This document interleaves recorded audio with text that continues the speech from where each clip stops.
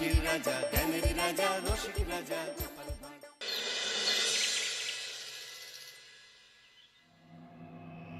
তখন থেকে মহারাজ কি লিখছেন খাতায়? মনে হচ্ছে সকাল থেকে চিন্তা ওনার মাথায়। হ্যাঁ, তাই মনে হচ্ছে। আমাদের সাথে কোনো কথাই বলছেন না, শুধু লিখে চলেছেন। একজন মানুষ মনোযোগ দিয়ে কাজ করছেন আর তোমরা ক্রমাগত বকে চলেছো। না, আসলে মহারাজ কি কারণে চিন্তিত সেটা জানতে না পারলে আমাদেরও চিন্তা হয় বই কি। হুম, অর্থ বুঝলে, অর্থ। রাজকোষের অবস্থা খুবই খারাপ, আর সামনেই তো শিবরাত্রি পুজো। কিভাবে যে কি হবে কিছুই বুঝতে পারছি না।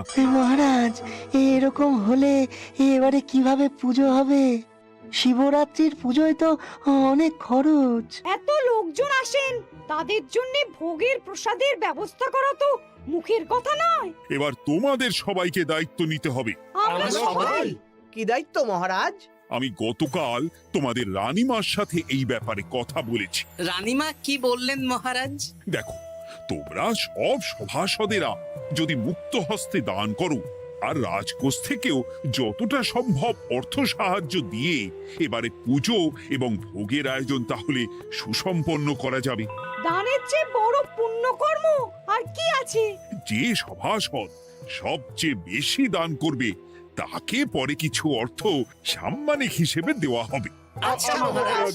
তাহলে আজ রাজসভার আলোচনা এইটুকুই রইল, বাকি কথা পরে হবে। বলি গিন্নি, আমি খুব সমস্যার মধ্যে আছি বুঝলে। হ্যাঁ, তোমার তো অর্থের টান ধরলেই আমার কথা মনে পড়ে গো। কি করে বুঝলে? বাবা, বুঝবো না? এতদিন ধরে তোমার সাথে সংসার করছি, তাও বুঝবো না? আমি কি আজকাল আর তোমার কাছে চাই বলো? আমার মা আমার নাম রেখেছিল পার্বতী, আর বলেছিল দেখিস তুই ভগবান শিবের মতন বর পাবি। তোমাকে পেয়েছি, কিন্তু সাথে পেয়েছি অভাব। হ্যাঁ, সে যতই অভাব হোক, মন্ত্রী মশাইয়ের মতো স্বভাব তো নষ্ট করিনি গিন্নি। সেই জন্যেই তো তোমার সংসারে পড়ে আছি গো, নইলে কবে এই চাল চুলোহীন সংসার ছেড়ে চলে যেতুম। হ্যাঁ, বলছি শোনো না, ওই কিছু মোহরের খুব দরকার। এবার মন্দিরে শিবরাত্রির পুজো হবে, কিন্তু মহারাজ তেমন খরচ করতে পারবেন না। তাই তাই কি? তাই আমাদের সব সভাসদদের বলেছেন দান করবার জন্য। এই দেখো, আমার যা গয়নাগাটি ছিল সবই তো বন্ধক রাখা আছে, নইলে বলতাম। আরে বাবা, সে তো জানি, কিন্তু আর কোনো উপায় নেই। কি বলি বলো তো? দেখি কি করা যায়। আরে বাবা রে বাবা, এত চিন্তা ভাবনা না করে বাবা মহাদেবের ওপর ভরসা রাখো গো, উনি কোনো একটা পথ দেখাবেন। দেখো, দেখা যাক গিন্নি, উনি এখন আমার আশা ভরসা।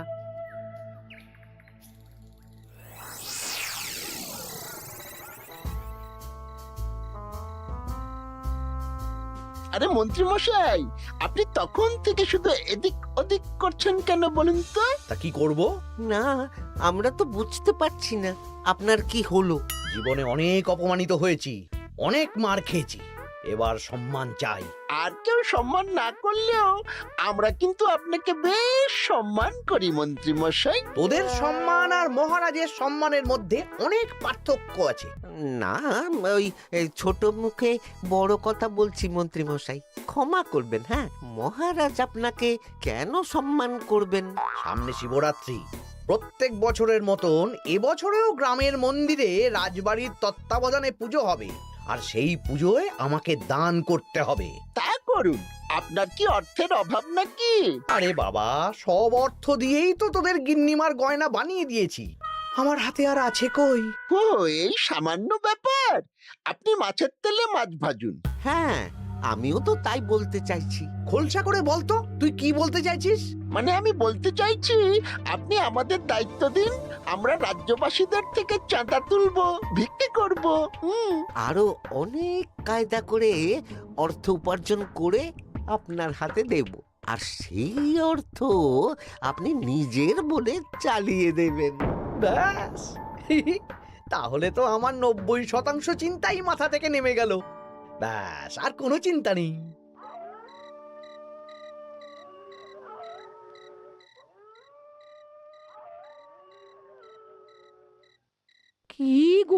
এত রাত হয়ে গেল, এখনো ঘুমোচ্ছ না কেন বলো তো? হ্যাঁ, খুব চিন্তা হচ্ছে গো গিন্নি। এখনো বুঝে উঠতে পারিনি যে কি করে দান করব। শুধু অর্থদানই কি দান নাকি গো? শিব ঠাকুর তো আমাদের প্রত্যেকের মধ্যেই রয়েছেন গো। হ্যাঁ, তা তো তিনি আছেন।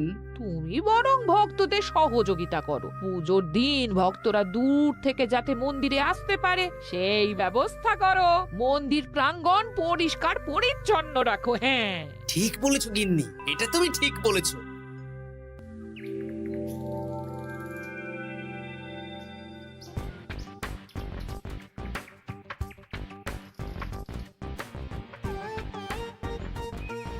এই যে বাড়িতে কে আছেন?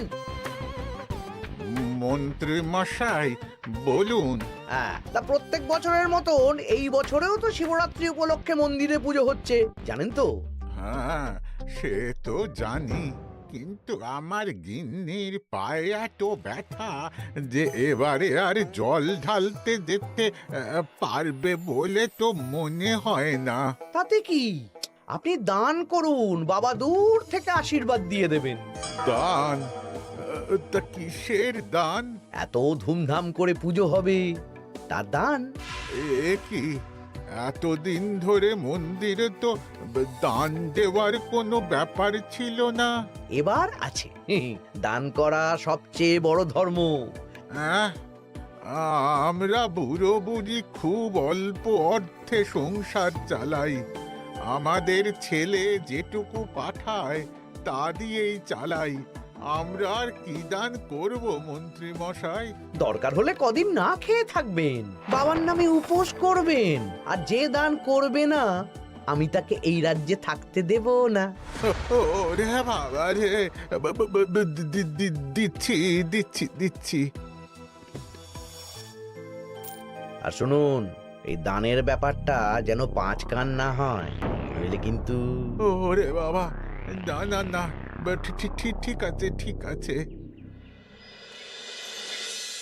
আজকে সারাদিনে ভালোই রোজগার হয়েছে, কি বলিস বটা? হ্যাঁ, কালকে আবার সারাদিন চাঁদা তোলা হবে। চাঁদা নয়, বল চাঁদার নামে দান তুলছি। হ্যাঁ, আর যা ভয় দেখাচ্ছি, কেউ ভয় মুখ খুলবে না। এই তো যাই, এরকম চলতে থাকলেই আমাকে সেরার সেরা দানি হওয়া থেকে কেউ আটকাতে পারবে না।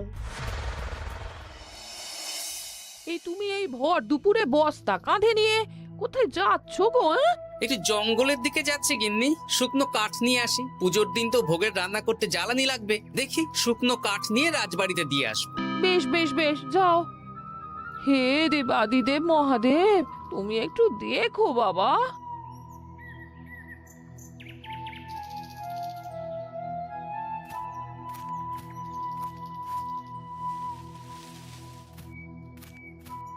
আরে আরে, নগেন খুঁড়ো না, এই সময় কাঠ কুড়োচ্ছ কেন? কি আর করব গোপাল, কাঠ কুড়িয়ে নিয়ে যাচ্ছি, এবার এগুলো হাটে বেচবো। সে কি গো, তোমার ছেলে তো শহরে চাকরি করে বলেছিলে, এ মাসে সে অর্থ পাঠায়নি? সে তো পাঠিয়েছিল বাবা, কিন্তু আর ভাগ্যের পরিহাস, কি বলবো বলো। কি হয়েছে, কোনো সমস্যা নাকি? না না না, সমস্যার কথা জানানো যাবে না, জানালেই আমাদের বিপদ। আরে কি হলো, চুপ কেন? কি গো খুড়ো, কিছু বলো। কাউকে বলবে না তো বাবা? না না, বলো না, আমি কাউকে বলবো না, আমাকে বিশ্বাস করতে পারো। আসলে আজকে সকালে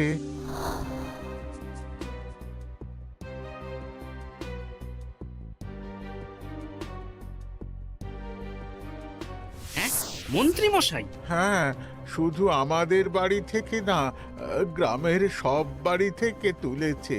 ঠিক আছে খুড়ো, তুমি নিশ্চিন্তে থাকো। আর আমার চিন্তার শেষ নেই। আমার গিন্নির কদিন ধরে এত পায়ে ব্যথা যে এবারে অতটা হেঁটে মন্দিরে বাবার মাথায় দুধ ঢালতে যেতে পারবে না। ঠিক আছে, তুমি একদম চিন্তা করো না, আমি দেখছি কি করা যায়।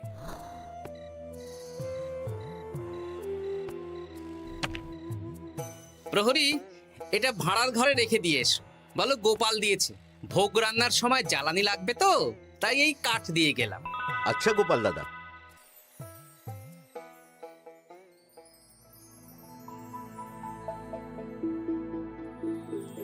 তারপর সবাই কিছু অর্থের যোগান করতে পারলে মহারাজ, আমি 5 মোহর অর্থ সাহায্য করতে চাই। আমিও 5 মোহর মহারাজ। বেশ।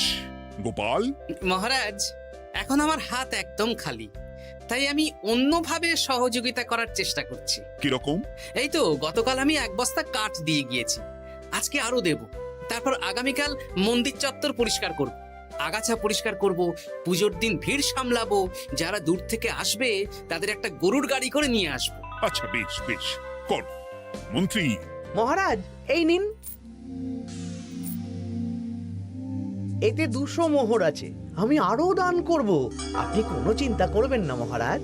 বাহ বাহ বাহ বাহ বাহ, এ তো বিশাল ব্যাপার। আমি জীবনে অনেক পাপ করেছি, তাই এখন দান করে একটু যদি পুণ্য লাভ হয় সেটাই আশা। বেশ বেশ। পণ্ডিত, তুমি আর রাজবৈদ্য তাহলে পুজোর দশকর্মা দ্রব্যাদি কেনাকাটা শুরু করো। এখন ধারে নিয়ে আসবে, পুজোর পরে সব শোধ করে দেওয়া হবে। আচ্ছা মহারাজ, ঠিক আছে। তাহলে আজকে আমি আর পণ্ডিত মশাই দুজনে বাজারের দিকে যাব আর সব দশকর্মার দ্রব্যাদি কিনে নিয়ে আসবো। হ্যাঁ হ্যাঁ, তাই কর।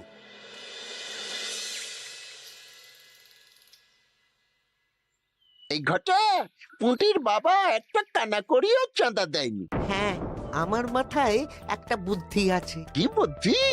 দেখ, ওদের বাড়ির বাইরে একটা শাড়ি ঝুলছে। শাড়িটা দেখে খুব একটা ওই পুরানো মনে হচ্ছে না। ওটা হাত সাফাই করে বাজারে বেচে যা অর্থ পাবো সেটাই মন্ত্রী মশাইকে দেব, তাই তো? একদম তাই।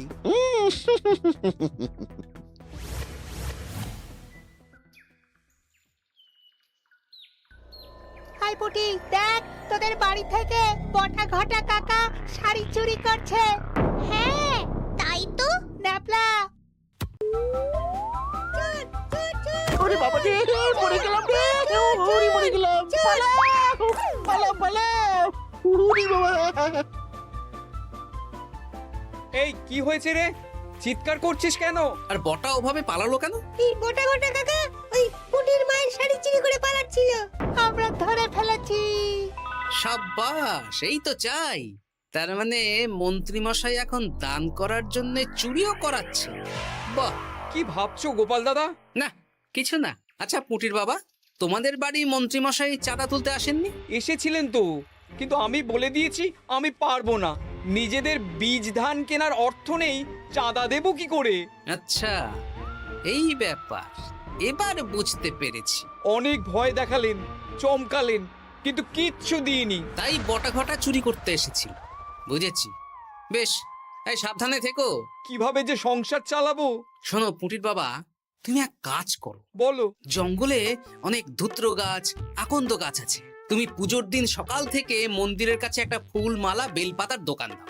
এটা ভালো বুদ্ধি দিয়েছো।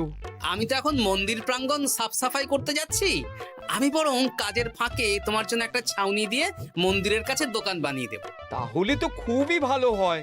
এই পুটি, তোরাও আমার সাথে চল, হাতে হাতে সাহায্য করবি। চল চল চল। চলো গোপাল দাদু।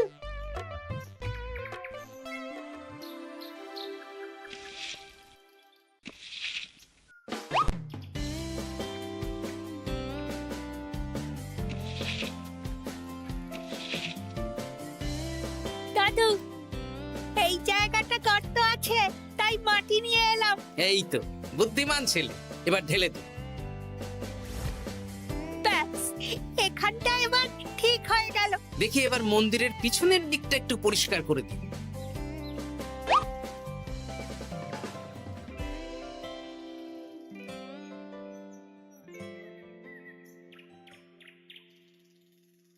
জয় মহাদেব। কি কিসের আওয়াজ হলো? হ্যাঁ দাদু, কিরকম একটা টং করে আওয়াজ হলো। দেখি তো। আরে বাবা, এটা ঘোড়া মনে হচ্ছে। হ্যাঁ তাই তো মনে হচ্ছে। জয় মহাদেব। বের করো বের করো। এই তো।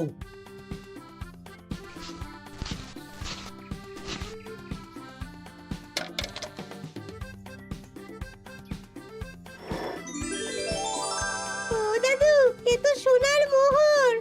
জয় মহাদেব, তুমি সত্যি আছো প্রভু, তুমি সত্যি মধ্যেই আছো। একই দাদু, তুমি কাঁদছো কেন? সবই মহাদেবের কৃপা। মহারাজ বলেছিলেন দান করতে, মহাদেব নিজেই নিজের পুজোর ব্যবস্থা করে নিলেন রে। হ্যাঁ, তাই তো দেখছি দাদু। তবে শোন, এই কথাটা কাউকে বলিস না। আচ্ছা গোপাল দাদু, আমরা কাউকে বলবো না। হ্যাঁ।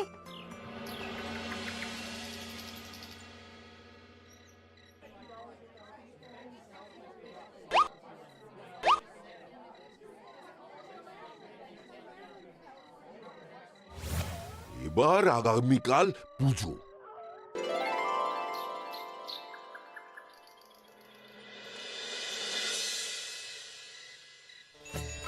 জয় শিব শম্ভু, হর হর মহাদেব। হে প্রভু, হে মহাদেব, জগতের কল্যাণ করো ভোলানাথ। জয় শিব শম্ভু। জয় জয় শিব শম্ভু, জয় শিব শম্ভু। বাবা দেখো বাবা, বাহ বাহ বাহ বাহ, এই তো সব ভালোই হচ্ছে। ভালো তো হবেই মহারাজ। আমি যা দান করেছি, পুজো পাঠ এবারে ধুমধাম করে হবে। দান করে অত অহংকার করতে নেই মন্ত্রী। এক হাতে দান করলে আরেক হাতকে জানাতে নেই, বুঝলে? বুঝেছি মহারাজ।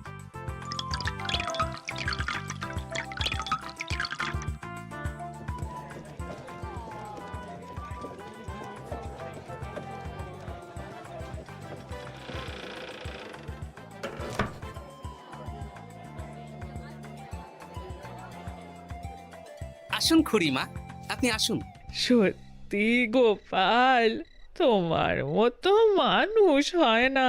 আমার পায়ে বড় ব্যথা, ভেবেছিলাম এই বছর হয়তো মন্দিরে আসতেই পারবো না।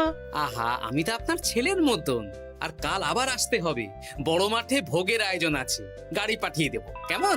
বেঁচে থাকো বাবা, বেঁচে থাকো।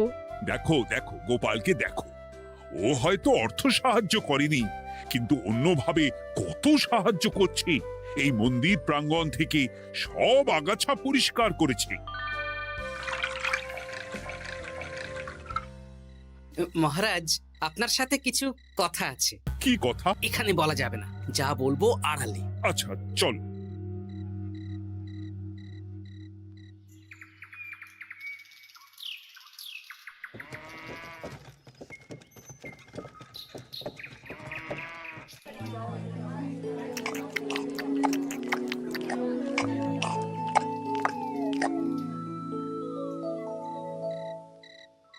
আজ সান্ধ্য সভায় সবাইকে আমি ডাকলাম, তার একটাই কারণ। কি কারণ মহারাজ? কি বলবেন আজ?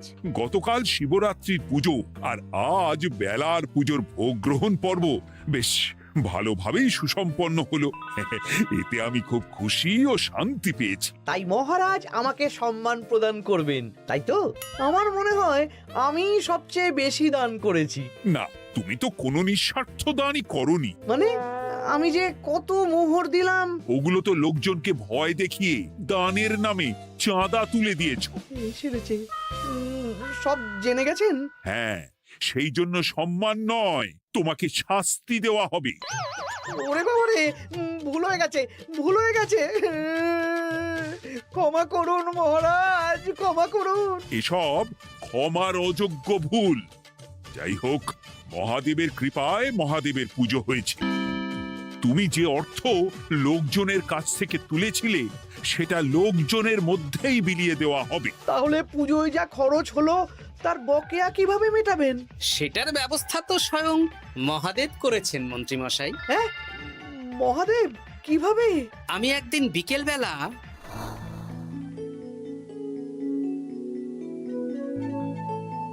ওরে বাবা, এক ঘোড়া সোনার মোহর। হ্যাঁ, এক ঘোড়া সব মহারাজকে দিয়ে দিয়েছি। আর এই দান সংক্রান্ত যে অর্থ সাম্মানিকের কথা বলেছিলাম তা পাবে গোপাল। ধন্যবাদ মহারাজ। তবে মন্ত্রী মশাই যে অর্থ লোকজনের কাছ থেকে বলপূর্বক তুলেছেন সেটা দিয়ে গরিব চাষি ভাইদের বীজ কেনার অর্থ দান করা হবে। আর মহাদেবের কৃপায় যে এক খড়া মোহর পাওয়া গেছে তা দিয়ে বকেয়া মেটানো হবে। সাবাস গোপাল, সাবাস। এই না হলে আমার গোপাল। সাধু সাধু। আর মন্ত্রী মশাইকে কি করা হবে? ওকে কাল শাস্তি দেওয়া হবে।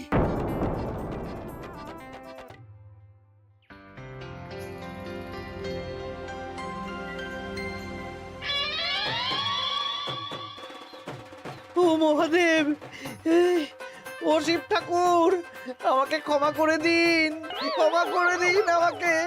ওসব না বলে একবার কান ধরে উঠবস করুন আর একবার করে বলুন জয় মহাদেবের জয়। জয় মহাদেবের জয়, জয় মহাদেবের জয়, জয় মহাদেবের জয়। সবই মহাদেবের দান।